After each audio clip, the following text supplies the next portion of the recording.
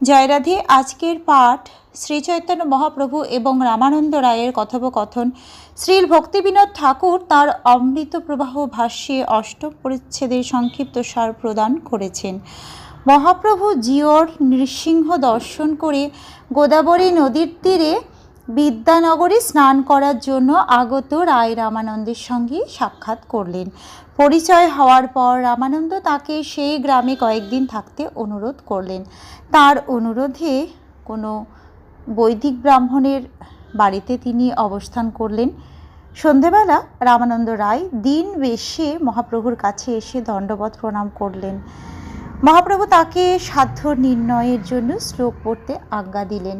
রামানন্দ রায় প্রথমে বর্ণাশ্রম, ধর্মরূপ, সজ্জন, সামান্য ধর্মের উল্লেখ করে কর্মার্পণ, পরে আসক্তি শূন্য কর্ম, পরে জ্ঞান মিশ্রা ভক্তি ও অবশেষে জ্ঞান শূন্যা শুদ্ধ ভক্তি সম্বন্ধে কয়েকটি শ্লোক পাঠ করলে মহাপ্রভু শেষটিকে সাধ্য বস্তু বলে স্বীকার করলেন।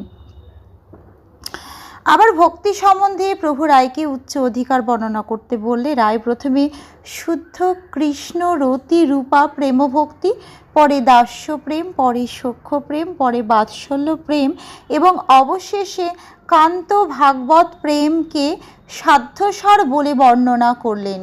কান্ত প্রেম কিভাবে সাধ্যসার হয় তাও বিবিধ রূপে বর্ণনা করলেন। শ্রী চৈতন্য মহাপ্রভু সেটিকে সাধ্যাবধি স্বীকার করলে রায় রামানন্দ শ্রীমতী রাধিকার প্রেম বর্ণনা করলেন।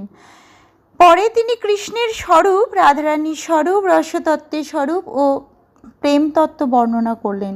তারপর মহাপ্রভু তাকে জিজ্ঞাসা করলে রামানন্দ রায় প্রেম বিলাস বিবর্তরূপ বিপ্রলম্ভগত অধিরূঢ় ভাবময় তার নিজের রচিত একটি গীত বললেন। অবশেষে রাধাকৃষ্ণের প্রেম সেবারূপ পরম সাধ্যবস্তু পাওয়ার উপায়স্বরূপ ব্রজসখীর আনুগত্য বিশেষভাবে বর্ণিত হল। কয়েকদিন প্রতি রাত্রে নানাবিধ কৃষ্ণ লাপের পর মহাপ্রভুর মূল তত্ত্ব ও স্বস্বরূপ দেখতে পেয়ে রামানন্দ মূর্ছিত হলেন। কয়েকদিন পর রামানন্দকে রাজকার্য পরিত্যাগ করে পুরুষোত্তমে যেতে আদেশ দিয়ে শ্রী চৈতন্য মহাপ্রভু দক্ষিণে যাত্রা করলেন। এই সমস্ত বিবরণ শ্রী স্বরূপ দামোদরের কর্চা অনুসারী কবিরাজ গোস্বামী লিখেছেন। সঞ্চার্য রামাভিধ ভক্ত মেঘে স্বভক্তি সিদ্ধান্ত জয়ামৃতানি গৌরাব্ধিরে তৈরমুনাবিতীর্ণই স্তজগত রত্নালয় তাং প্রজাতি। সিদ্ধান্তরূপ অমৃত সমুদ্রের মতো শ্রী গৌরাঙ্গ রামানন্দ নামক ভক্ত মেঘে স্বভক্তি সিদ্ধান্তের অমৃত সঞ্চার করে তার দ্বারা বিস্তীর্ণ সেই ভক্তি সিদ্ধান্ত কর্তৃক পুনরায় স্বয়ং ভক্তি তত্ত্ব গতারূপ সমুদ্রতা লাভ করলেন। জয় জয় শ্রী চৈতন্য, জয় নিত্যানন্দ, জয় অদ্বৈত চন্দ্র, জয় গৌর ভক্তবৃন্দ। পূর্বরীতে প্রভু আগে গমন করিলা, জিওর নৃসিংহ ক্ষেত্রে কতদিনে গেলা। নৃসিংহ দেখিয়া কইল দণ্ডবৎ প্রণতি, প্রেমাবেশে কইল বহু নৃত্য গীত স্তুতি।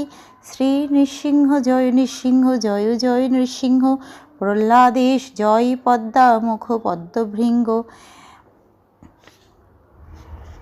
শ্রী চৈতন্য মহাপ্রভুর জয়, নিত্যানন্দ প্রভুর জয়, শ্রী অদ্বৈত আচার্য প্রভুর জয় এবং শ্রী চৈতন্য মহাপ্রভুর সমস্ত ভক্তবৃন্দের জয়।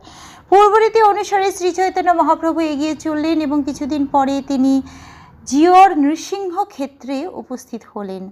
মন্দিরের নৃসিংহদেবের শ্রী বিগ্রহ দর্শন করে শ্রী চৈতন্য মহাপ্রভু তাকে দণ্ডবৎ প্রণতি নিবেদন করলেন। তারপর প্রেমাবিষ্ট হয়ে তিনি বহু নৃত্য গীত ও স্তুতি করলেন। শ্রী নৃসিংহদেবের জয়, প্রহ্লাদ মহারাজের ঈশ্বর শ্রী নৃসিংহদেবের জয়। ভ্রমরের মতো তিনি নিরন্তর তাঁর বক্ষবিলাসিনী লক্ষ্মীদেবের মুখ পদ্ম দর্শন করেন।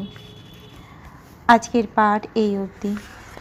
ভজ শ্রীকৃষ্ণ চৈতন্য প্রভু নিত্যানন্দ, শ্রী অদ্বৈত গদাধর শ্রীবাসাদি গৌর ভক্ত বৃন্দ।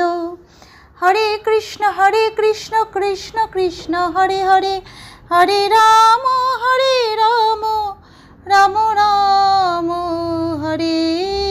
করে।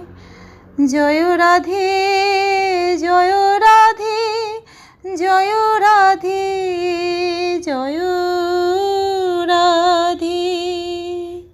জয় রাধে।